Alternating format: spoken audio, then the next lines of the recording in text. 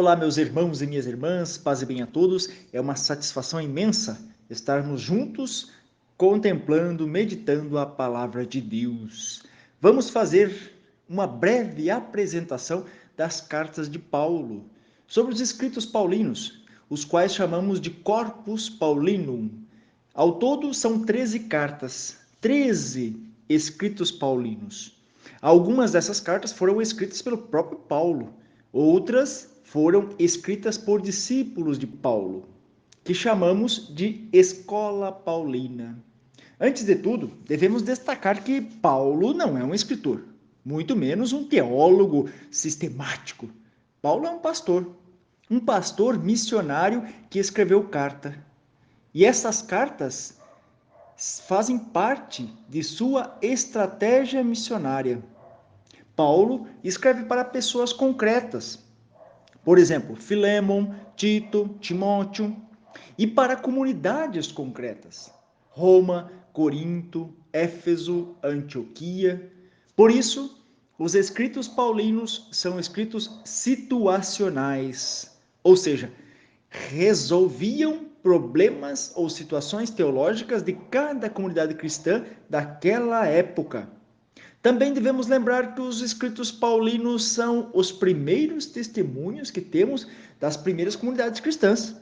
Por exemplo, a carta aos Tessalonicenses é do ano 51 depois de Cristo, mais antiga, por exemplo, do que o Evangelho de Marcos, que é meados dos anos 60 depois de Cristo.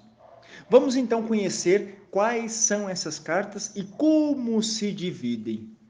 Através da comparação entre estilo, linguagem e o vocabulário presente nas cartas, é possível fazermos 3 divisões: protopaulinas, deuteropaulinas e tritopaulinas.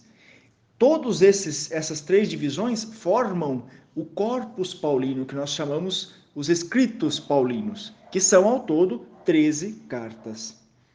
Vamos começar então pela primeira parte, que são as protopaulinas. Essas cartas, elas são autênticas de Paulo.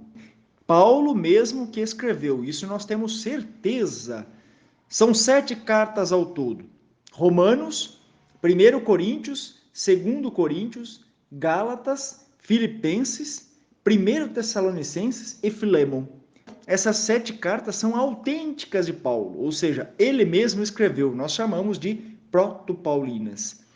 Uma segunda parte, um segundo bloco, vamos dizer assim, dessas cartas paulinas são chamadas deuteropaulinas. Ou seja, essas nós temos dúvidas ainda se realmente são de Paulo, autênticas de Paulo, ou se foram escritas por discípulos da escola paulina, por discípulos de Paulo.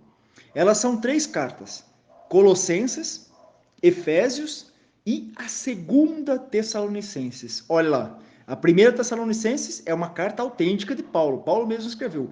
A segunda Tessalonicenses, nós temos dúvidas se realmente foi Paulo que escreveu, então nós atribuímos aos discípulos de Paulo. Isso nós temos certeza. Ou é de Paulo ou da escola paulina. Por isso nós chamamos de deuteropaulinas. E um terceiro bloco que nós temos são as tritopaulinas. Elas, com certeza, não são cartas escritas por Paulo, não são cartas autênticas de Paulo. E sim, nós temos certeza que elas foram escritas por discípulos da escola paulina. São cartas pastorais que nós chamamos. São 3 cartas: 1 Timóteo, 2 Timóteo e Tito. Essas 3 cartas, então, elas são chamadas cartas pastorais e fazem parte do bloco tritopaulinas, que elas não são de Paulo, não são escritas por Paulo, mas foram escritas pela escola paulina, ou seja, discípulos de Paulo.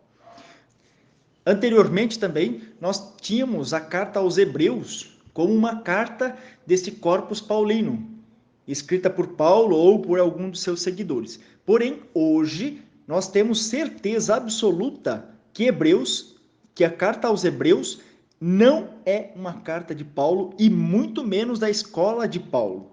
O estilo, a linguagem, o vocabulário é totalmente diferente das cartas autênticas de Paulo e das cartas que fazem parte da escola paulina.